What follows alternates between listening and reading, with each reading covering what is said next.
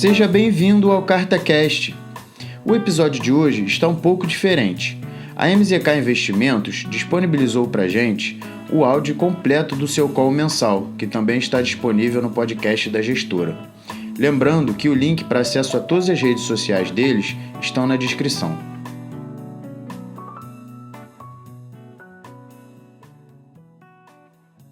Bem-vindo a todos, eu sou Ronaldo Zanin, sou sócio responsável pela área comercial da MZK e esse é o MZCast, o podcast da MZK Investimentos. Nessa edição nós vamos fazer o call mensal do fundo MZK Dinâmico, referente ao mês de junho, e como a gente sempre fez nos últimos calls, junto comigo está o Luiz Fernando Azevedo, nosso economista-chefe, que vai explorar mais os detalhes dos acontecimentos que influenciaram os mercados locais, internacionais e nossas perspectivas, e eu vou falar um pouco mais sobre o fundo. O MZK Dinâmico apresentou resultado equivalente a 0,24% em junho. E no balanço de risco considerado pela equipe de gestão, a avaliação em favor dos fatores positivos acabou prevalecendo ao longo do mês, levando a um posicionamento com viés mais otimista para o portfólio. No entanto, a gente acha que é importante ressaltar que esse balanço também contemplou diversas ameaças ao cenário positivo e que, na prática, essas ameaças se mostraram presentes ao longo do mês por meio de um ambiente de intensa volatilidade nos mercados. Dentre os fatores positivos, destaque para a enorme liquidez global gerada pelos estímulos monetários e fiscais por parte dos governos e dos bancos centrais ao redor do mundo.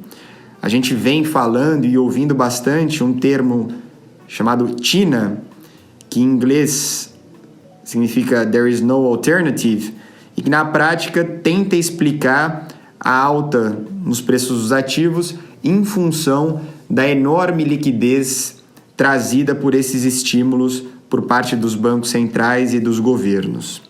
Soma-se ao TINA a questão que a gente observou uma melhora nas expectativas de recuperação da atividade econômica nos países desenvolvidos e na China, e também uma percepção de avanços no combate à pandemia do Covid-19 e, consequentemente, com esses avanços, as medidas de restrições, de isolamento também seriam mais pontuais ou trariam impactos menores. Pelo lado negativo, observamos preços dos ativos em níveis elevados.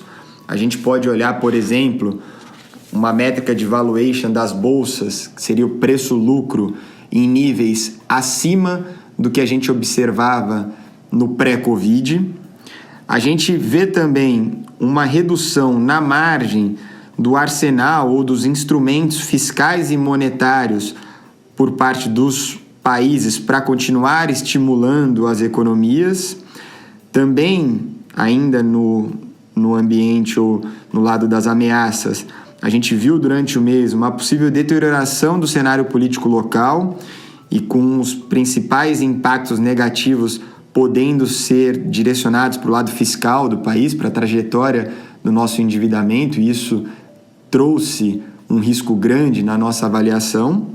E, finalizando o balanço de forças pelo lado negativo, incertezas relacionadas às eleições nos Estados Unidos.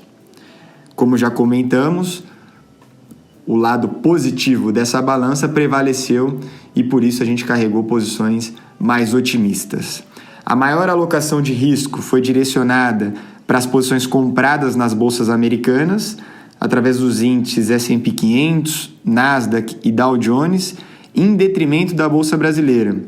A gente, durante alguns períodos do mês, a gente usou a Bolsa Brasileira como proteção para essas posições compradas nas bolsas americanas, e como a gente viu um descolamento da Bolsa Brasileira frente à Bolsa Americana, às bolsas americanas, a gente acabou tendo um resultado combinado entre as estratégias que foi praticamente nulo.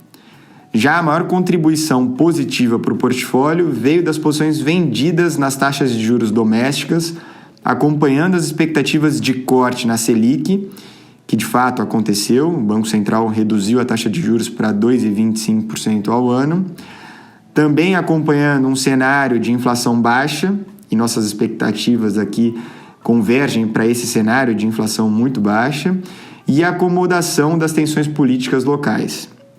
As estratégias se concentraram nos vencimentos mais curtos, tanto via os DIs, quanto também através de estratégias envolvendo opções, e a gente também carregou posições compradas nas NTNBs mais longas, com vencimentos de longo prazo. No mercado de moedas, a gente manteve um viés mais tático, com posições menores e horizontes mais curtos. O destaque ficou para a compra do real contra o dólar e a compra da moeda da Coreia do Sul também contra o dólar. Pelo lado das vendas, a gente carregou posições vendidas nas moedas da África do Sul, o ZAR, e o dólar australiano. E o resultado consolidado de todas essas estratégias foi marginalmente negativo. Por fim, o book sistemático de prêmio de risco alternativo registrou ganhos, com destaque para os books de commodities, bolsa e juros. Agora eu vou passar a bola para o Luiz, que vai dar sequência aqui ao nosso call mensal. É com você, Luiz. Obrigado, Ronaldo. Sobre o mercado local, em relação à pandemia, o número de novos casos de Covid-19 segue em patamar elevado nos principais centros econômicos do país, São Paulo e Rio de Janeiro, mas a necessidade de leitos diminuiu a cada semana de junho, permitindo que alguns hospitais de campanha encerrassem suas atividades. O mesmo ocorreu em regiões do Norte e Nordeste, inclusive na cidade de Manaus, que chegou a apresentar os piores indicadores de mortes no país. Junho também marcou uma relativa pacificação entre os poderes. O presidente Jair Bolsonaro, que reduziu o número de declarações e não compareceu aos atos de seus apoiadores, cumpriu o prometido e entregou cargos ao Centrão no governo federal, aumentando sua base de apoio no Congresso. Houve também uma sinalização importante de aproximação com o Poder Judiciário por parte do presidente, ao demitir o ministro da Educação, um crítico ferrenho dos membros do STF. Do lado negativo para Bolsonaro, um ex-funcionário de seu gabinete foi preso pela Polícia Federal na investigação sobre possíveis repasses de parte de salários dos funcionários para um dos filhos do presidente, a chamada rachadinha. Na economia, os indicadores de confiança apresentaram o segundo mês de alta em junho, seguindo a distribuição das primeiras parcelas do auxílio emergencial. Pesquisas de opinião também apontaram que a popularidade do presidente interrompeu a tendência de piora graças ao início da ajuda. A inflação, o termômetro da economia, continuou baixa no mês. Com o fechamento de estabelecimentos, os preços de serviços seguem em queda e vestuário, que sazonalmente apresenta alta com a chegada da estação outono-inverno nas vitrines, apresentou deflação no período. No desemprego, a taxa de maio, divulgada em junho, ficou em 12,5%, desconsiderando efeitos sazonais, contra 11,5% em fevereiro. Mas, se considerarmos desempregadas as pessoas que deixaram de procurar emprego nos últimos 3 meses, a taxa de desemprego do Brasil já se aproxima de 18%. Com base nesses dados, o Banco Central do Brasil cortou a taxa básica de juros em 75 pontos base, para 2,25% ao ano, e deixou a porta aberta para mais cortes, caso necessário, para levar a inflação de 2021 para a meta de 3,75%. Sobre o mercado internacional, em nossa carta anterior, chamamos a atenção para o fato de que menos de 5% dos testes de Covid-19 realizados nos Estados Unidos apresentavam resultados positivos, indicando que o país caminhava para o controle da contaminação. Contudo, ao longo de junho, estados sulistas e a Califórnia apresentaram forte aumento no número de casos, resultando em uma nova proporção positiva de testes em 8%. Sobre a incerteza de possíveis novos lockdowns, a Bolsa Americana apresentou forte volatilidade ao longo de junho, mas ainda assim chegou ao 3º mês consecutivo de alta e tendo o melhor trimestre já registrado pelo S&P desde 1998. Com as eleições se aproximando, protestos antirracistas derrubaram ainda mais a popularidade do presidente americano Donald Trump.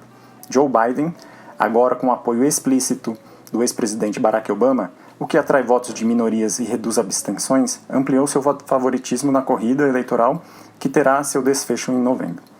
Na Europa, as reaberturas das economias seguem evoluindo e não há, até o momento, evidências de segunda onda de contaminações. Na economia, os índices de confiança seguem melhorando, apesar de ainda estarem em níveis deprimidos. Por fim, na China, as ameaças de novas contaminações são contidas com quarentenas pontuais e localizadas, estratégia possível graças à grande quantidade de testes que o país realiza. Na economia, já há sinais de aumento de encomendas de exportações com a melhora da economia global.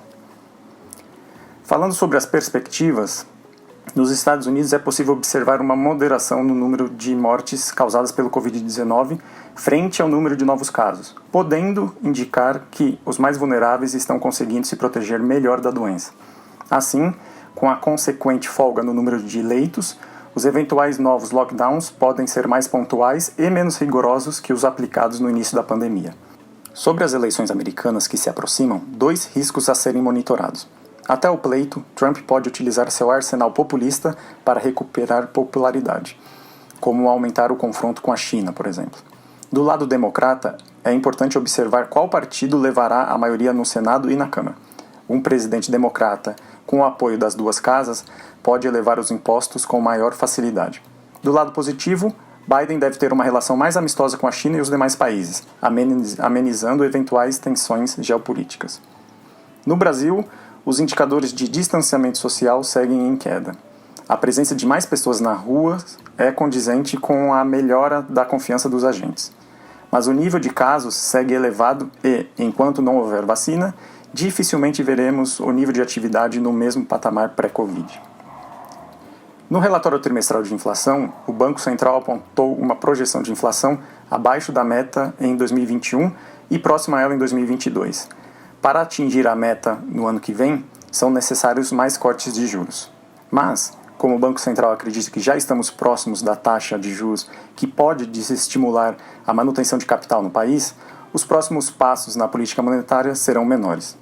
Do lado político, ressurge a esperança de que reformas ainda possam ser aprovadas neste ano, dada a recente aproximação de Bolsonaro e do ministro Paulo Guedes com o Centrão. A reforma tributária encabeça a lista de prioridades devido ao empenho do presidente Rodrigo Maia em seus últimos meses na liderança da Câmara. Obrigado, é com você, Ronaldo. Obrigado, Luiz. E com isso a gente finaliza essa edição do nosso call mensal. Mais uma vez a gente se coloca à disposição para esclarecer eventuais dúvidas ou mais informações a respeito do fundo, das nossas estratégias e dos nossos temas. Nos acompanhe nas redes sociais, através do podcast, LinkedIn, Instagram e agora a gente acabou de lançar o nosso canal no YouTube e estamos sempre à disposição. Contem conosco. Um abraço e até a próxima. Isso é tudo, pessoal. Obrigado por escutar essa edição do CartaCast. Lembrando que o link para acessar o arquivo em PDF dessa carta está na descrição. Se você curtiu esse conteúdo, deixe seu like e nos siga nas redes sociais. Até a próxima!